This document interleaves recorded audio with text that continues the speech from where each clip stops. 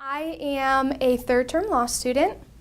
I work as a paralegal specialist for the Michigan Army National Guard, the 177th Military Police Brigade headquarters. I have been taking time off of school to mobilize with the forward detachment of my unit to an unknown, it's not unknown, but it's a classified, it's unknown to civilians, but it's a classified, operational security classified deployment. So unfortunately I can't disclose that information. I am employed part-time at the Innocence Project as a paralegal as well. I love what I do there.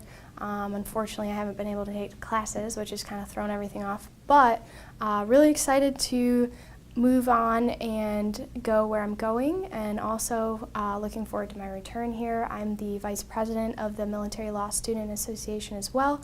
We're very active in the Lansing community. We do volunteering, we do social events, we try to stay busy and help out other veterans at our school or other current service members at our school like myself, and the president is also currently in the Michigan Army National Guard. So we seek to be a helping hand to not just the veterans in the community, but also those within Cooley Law School. Obviously, it's nearly impossible to be active duty and go to law school.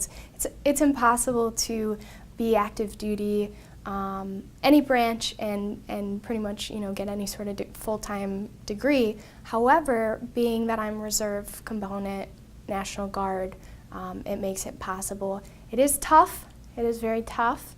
Time-wise, it's not easy. It takes up a lot of your time. You're constantly having to work your studies around your annual training, your drill weekends, but it's doable, and I'm a perfect example of that. And the school as well is very helpful with service members. So is MLSA. We're here to help make things a little bit easier on you. So yeah. I'm going to be totally honest, it is a lot to juggle, right? You're essentially trying to stay on top of, be productive, be proficient, and excel in two careers simultaneously. And that's why it's tough to be both a law student, whether you're full and part-time, and also in the military, whether you're Army Reserves, National Guard. I don't necessarily know how other branches work, but it's tough. It takes a lot of time. Definitely takes a lot of time to just balance those, and you don't always, you're not getting nearly the amount of free time that you would if you were just a law student. And I also work part-time, so I'm essentially I wear three hats, right? And it can be a lot, but I love what I do. I absolutely love what I do. Everything is worked out, whether law school was an original goal of mine, which it wasn't, although I did have a legal studies concentration with my undergrad. Everything's just kind of blended together as far as the Army ROTC, criminal justice, criminal law. I took law classes in undergrad. I liked it because laws have a lot of power. Essentially, that's what runs the world.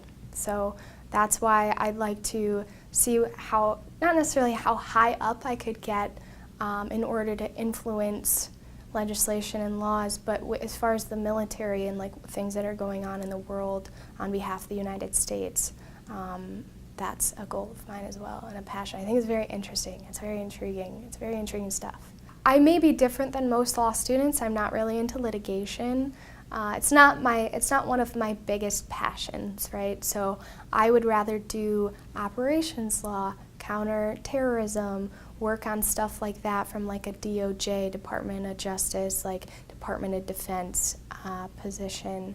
Rather than be in a courtroom, rather than be in a civilian courtroom, I'd rather be in a court-martial, and things like that. I'd rather be working abroad. I'd rather be working on, international legislation in regards to counterterrorism. So my goal is to commission, direct commission, once I've graduated with my JD and passed the bar. My goal is also to do Dean McDaniel's Homeland Security LLM, get both of those, and then pass the bar, and I'd like to apply for an active duty JAG slot. I'm hoping that my experience being a paralegal in the JAG Corps will help me get to that ultimate goal.